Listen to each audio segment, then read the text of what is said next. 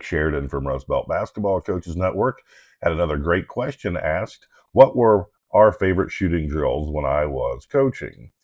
And this will be a question where I know after I create this video, I'll think of a few more that I had stored away somewhere in the deep recesses of my pea-sized brain. But anyway, we called this Piston, and a preference of this is we were firm believers.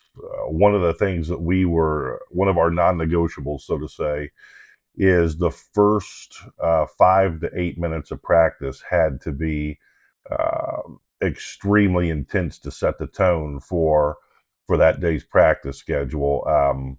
We didn't necessarily ever have light practices. We would just shorten the duration dramatically the day before a game. But I never had any luck um, with practices where they were quote unquote skull sessions. So once our kids hit the courts, stretching, those types of things were up to the kid individually. Typically, if we had a strong senior laden team, the seniors would take care of that aspect. But once they hit the floor, it was absolutely 100% on. And one of the first things we like to do a lot of days, and we did change things up daily. We never had the same two practices uh, look or feel alike because I didn't want our kids to ever get in a routine. But this is called piston passing, and we call it piston because one goes up, one goes down, like the piston in an engine. One of the beautiful things about coaching in the Rust Belt is kids understand a lot of industrial terminology, which makes things simple. But anyway, piston shooting. So very high intensity. This is where we also started year one at a school with what we called offensive chatter.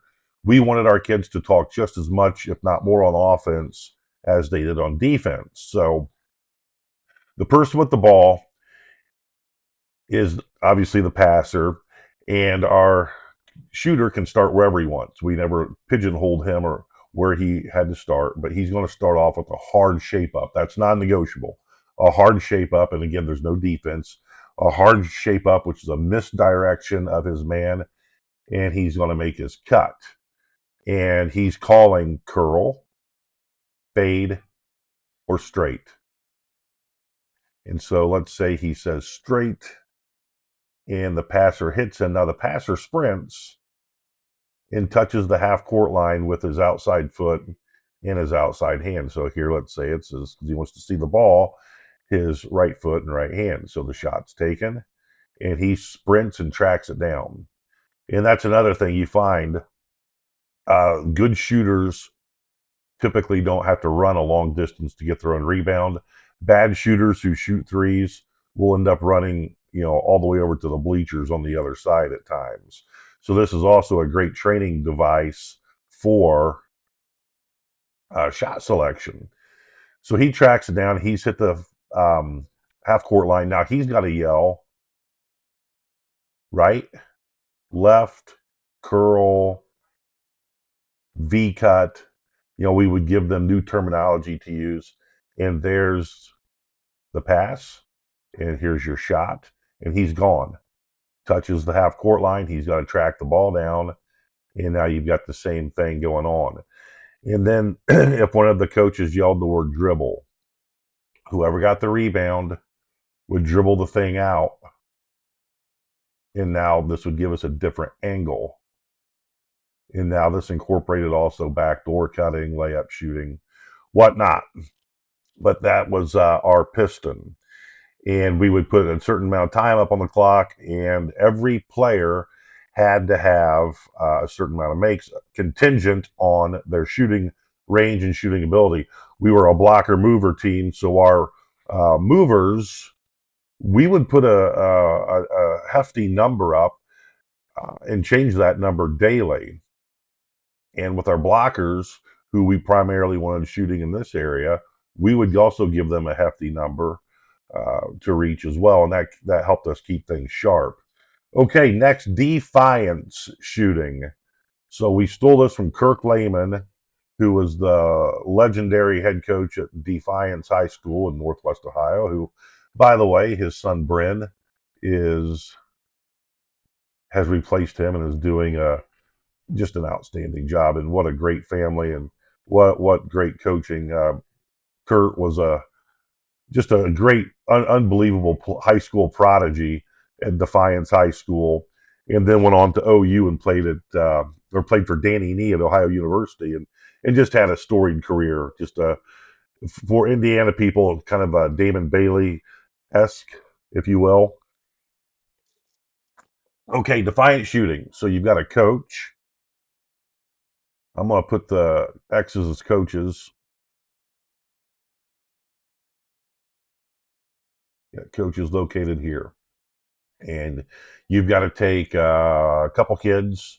Doesn't matter. We would just call out a couple names. And you've got to have two passers start.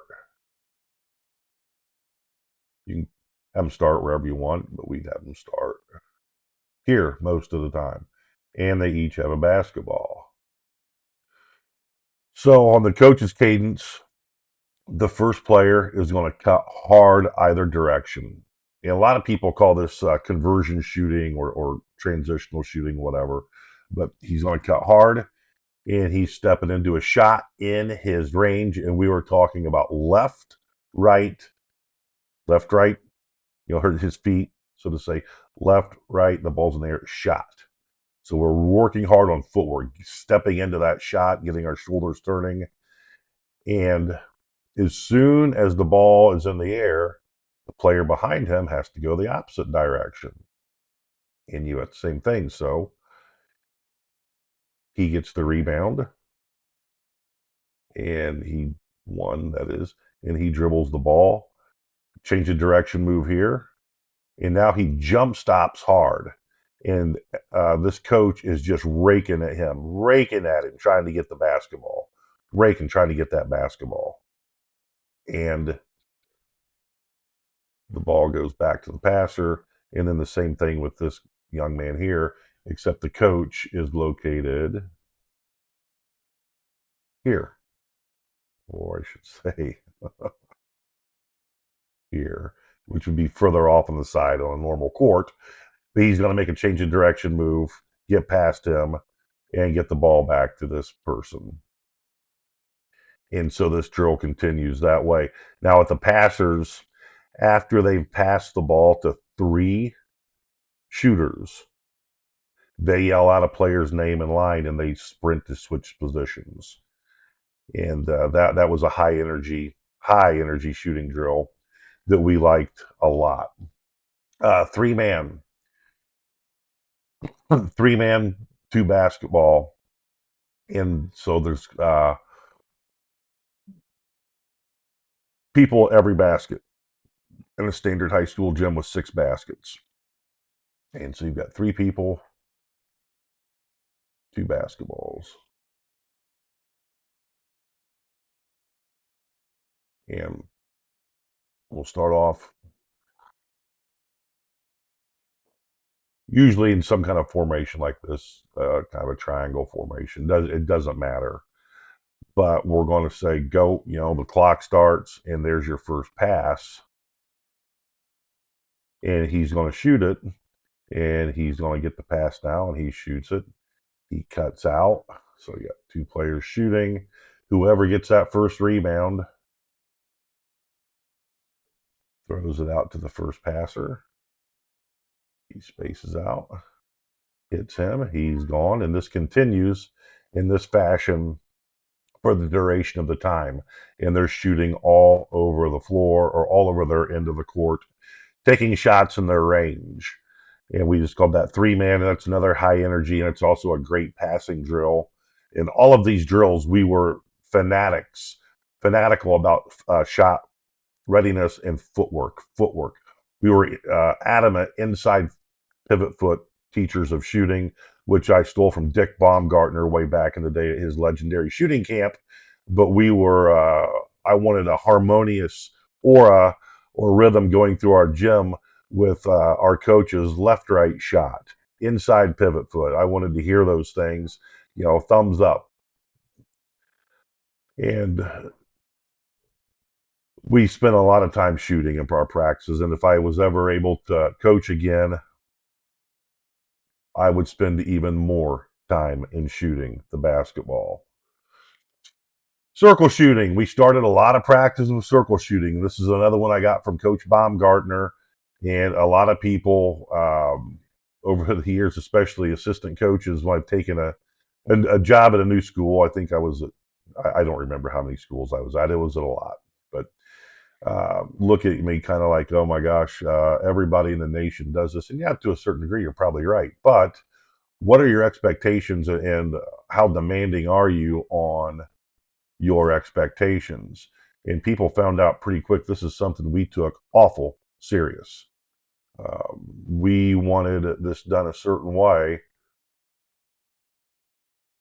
and we're demanding, very demanding. We would have 2 or 3 basketballs in the passing line. You always want the passing line higher than you want the shooting line. Now, in this drill, circle shooting, we would typically start off with just a hard shape up and an easy shot, just a vertical cut right there to the middle. Here's your pass, and there's your shot. But this cat is burning it. I mean, on a dead heated sprint. I mean, busting tail, no exceptions. And he's going to throw the ball to the next passer line, and then he is gone. I mean, a dead sprint. Hit the sideline, get to the end of the line, and you continue in that pattern. And then we would add, even though it's basically the same thing now that we've been in practice for a couple weeks, we talked about reading our defensive players and reading screens, for a lack of a better term, that shape up, and we're yelling curl now, curl, curl, curl. And now we're yelling fade, and now we're yelling vertical. And all these different terminologies we had for our cuts, we're implementing that into circle shooting. And then I'd yell invert, and this line would go to the baseline, so we are inverting the circle.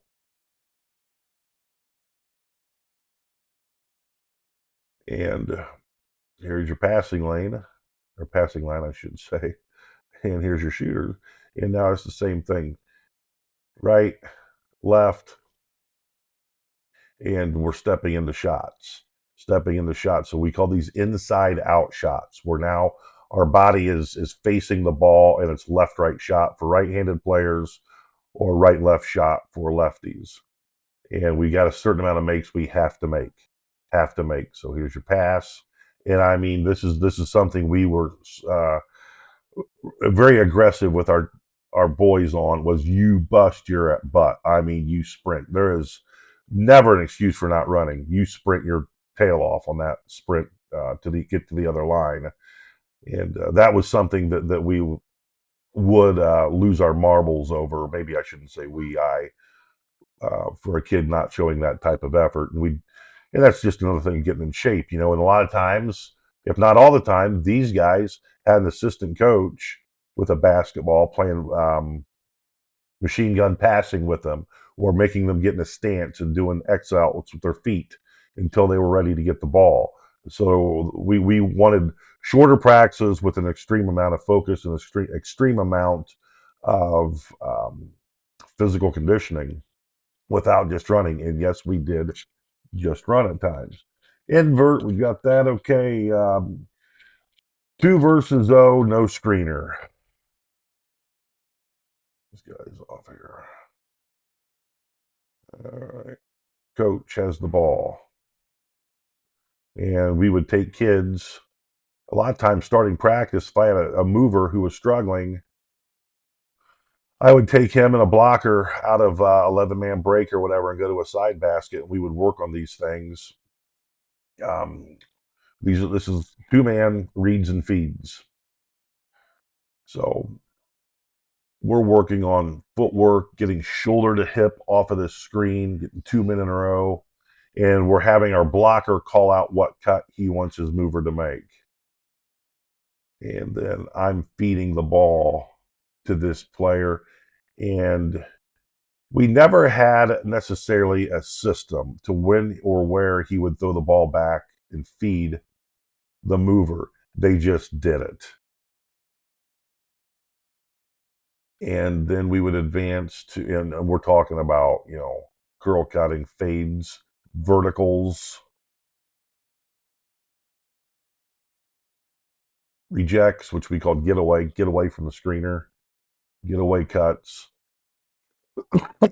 So anything like that we taught, we would just review and get this kid some confidence because we're going back to studying his footwork, giving him some confidence, get some shots up with no defense breathing down his neck. And then maybe the next day, or if this session for 3 or 4 minutes went really well, maybe I'd say let's finish this up with 1 versus 2. And we'd have these guys start wherever they wanted. The blocker's the boss. He's telling the mover where to start. And I'm colorblind, so the darker colored one is guarding 3. And now we're just going to work on 3 moving off a 4 screen, but 1, unless we prescribed a certain way we wanted him to guard 3. Piggyback, trail, go over the top. But we're just going to work on all the footwork and reading and feeding. And then we would add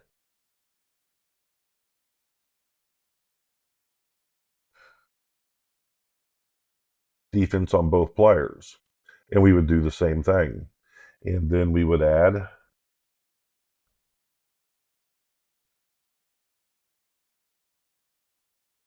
blockers on both sides. And we would do the same thing. And then we would add a player here, would replace the coach, and we would do the same thing. And then the final phase of that is we would put defense on this player. I lied. That's not the final phase. The final phase of this was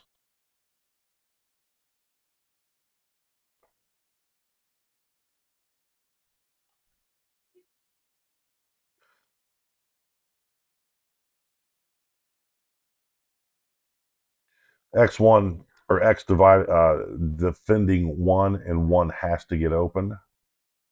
We'd have a coach take it out of bounds. And then here comes 1 seeking, or X1 seeking him.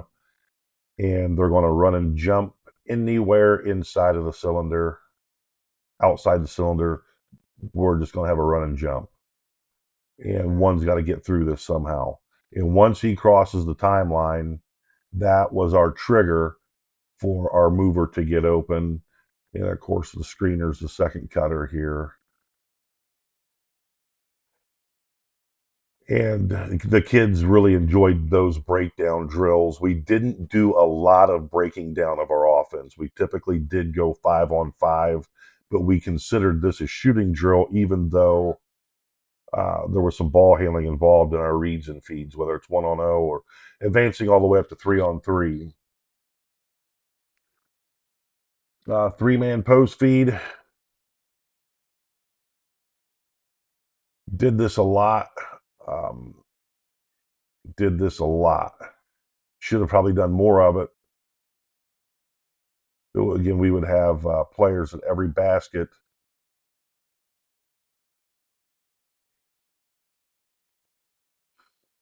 And we just got the floor bisected. So we're only playing on one side of the floor here.